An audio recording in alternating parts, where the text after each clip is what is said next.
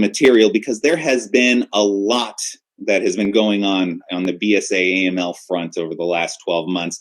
And first, I just wanted to talk about why this is important, because if you're on the board, you know that you have to get this training every single year, and you've been discussing BSA AML since you've been on the board. And the reasons are, this is one of the biggest regulatory risks that you have.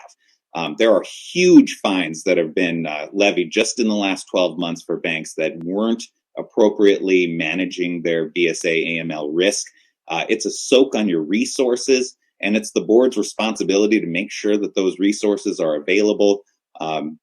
Management in the last 12 months, we're going to talk about there has been management held personally liable. Directors have been held personally liable for failings on the BSA front. So this is something that the regulators want to make sure that management teams are aware that this is one of your high priority areas.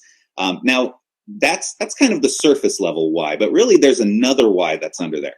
The BSA program is designed to combat financial crime and money laundering. And money laundering always has attached to it some underlying crime, some really bad stuff that's out there. Things like terrorist financing, things like human slavery and how that funding all goes through, drug trafficking. There's always some underlying crime that they get the funds or the proceeds from that crime, and they have to get it into the system.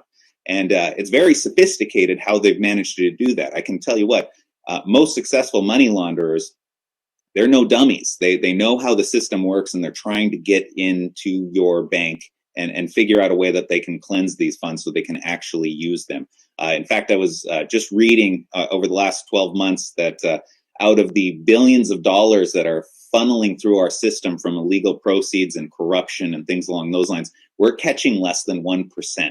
So as good as our defenses are for this kind of activity, we're still well behind the curve, and they're always 2 steps ahead of us. So in order to curb that types of financial crime, the requirement is that you have a program. Now, a lot of management that I talk to, they say, well, yeah, but we're in a deregulatory environment, aren't we, Kevin? And the answer is yes.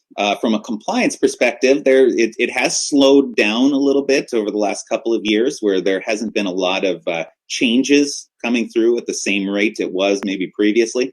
But under the BSA, those changes have not slowed down at all. In fact, I would say the last 12 months, it's been hard to keep up with. In addition to, we had a pandemic that changed everything for everybody.